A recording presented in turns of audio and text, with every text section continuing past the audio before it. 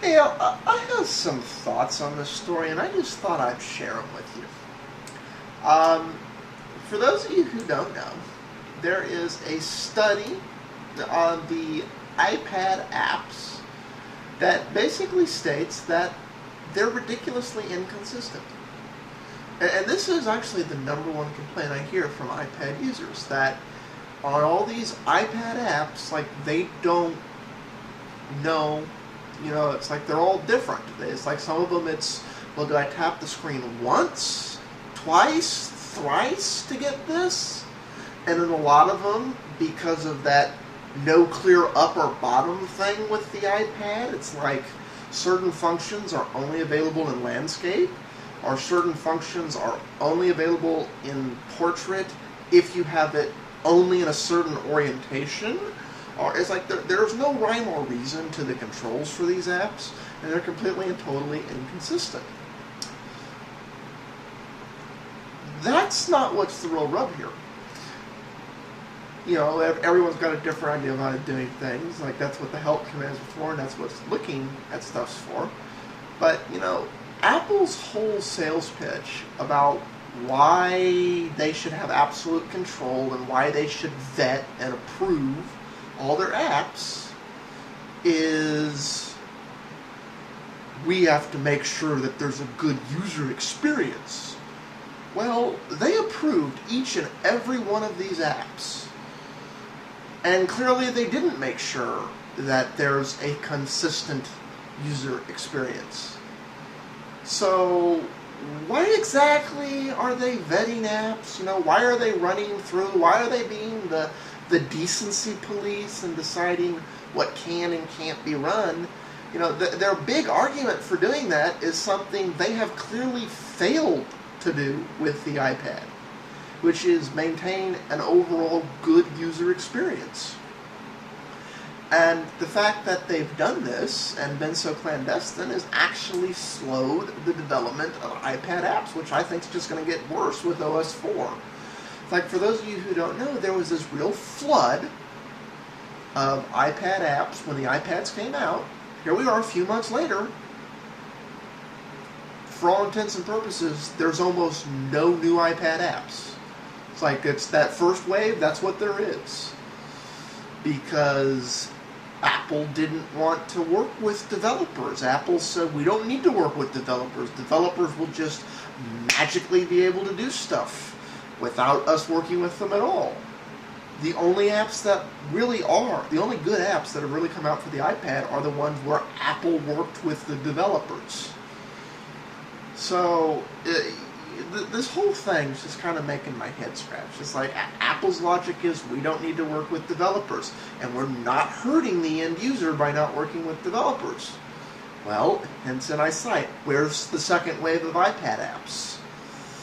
If you'd worked with developers and, not been so clandestine about having absolute control on other things, guess what? There'd already been a second and third wave of iPad apps, which is exactly what I think is going to happen with the Android tablets when they come out. There's going to be wave after wave of apps.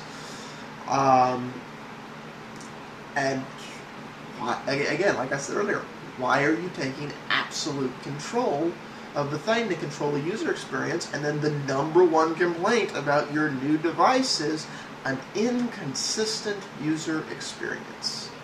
I have to do it this way in this app, and this way in that app, and this way in that app. So why aren't you leaving the market more open? Why aren't you allowing excess development? It's all the reasons just went out the window. It's Apple wants absolute control at the handicapping of the end user, not the benefit of them. So, just a little thought on it. Does anybody else think that this is just kind of a little, thing? Or, any of you who are Apple users or fans of Apple or even iPad users is like, because I haven't actually sat down to use an iPad. I'm talking about third-party complaints and the complaints from the story. But it's like, it's funny to actually watch iPad users, because it's like they don't know how to use their app. Like, I've never seen that with an Android user. Anyways, I've babbled on enough. Peace out, all. Hey, y'all. Since there's time left in this video, I figured I'd touch on a topic that won't take very long, but just kind of crossed my mind. And that is this whole 64 versus 32-bit thing.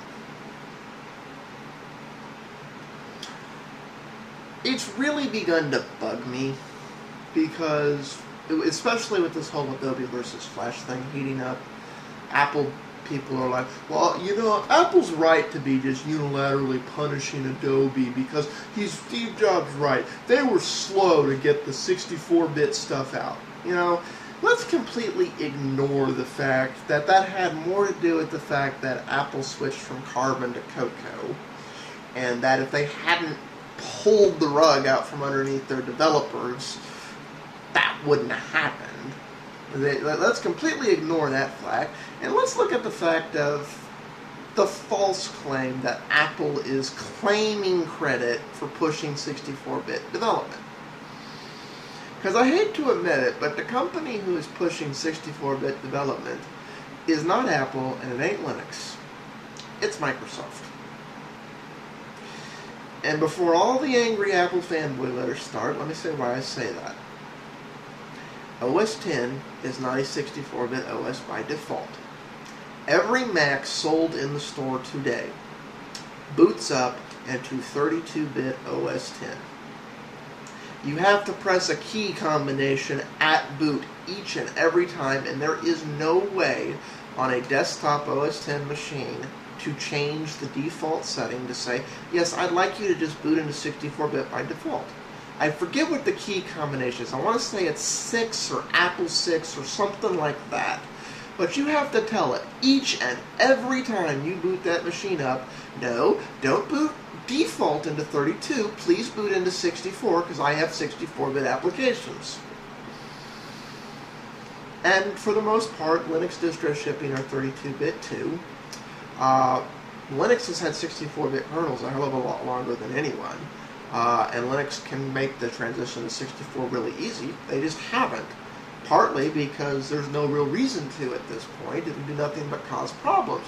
Which is why Apple is a 32-bit operating system by default.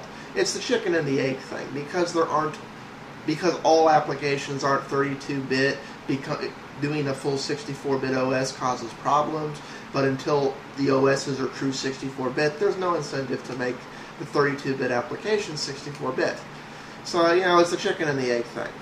I'm sorry, the company that's done the most to unilaterally change that is Microsoft. As of Windows 7, every machine you buy from an OEM manufacturer is not 32-bit. It's 64-bit, 64-bit at boot. And this has caused some of the 32 versus 64-bit compatibility issues. But Microsoft is the only company shipping 64-bit by default machines right now. It ain't Apple, it ain't Linux, it's Microsoft. The only way you can even get a 32-bit copy of Windows right now is to buy a full retail copy, which, let's face it, less than 10% of Windows users do. So 90% plus of Windows machines shipped since 90% plus of Windows machines since Windows 7 shipped or built are 64-bit. So, how is Apple pushing 64-bit technology when their OS still boots at a 32-bit by default? Sorry, I just had to babble on that, because that's peace out all.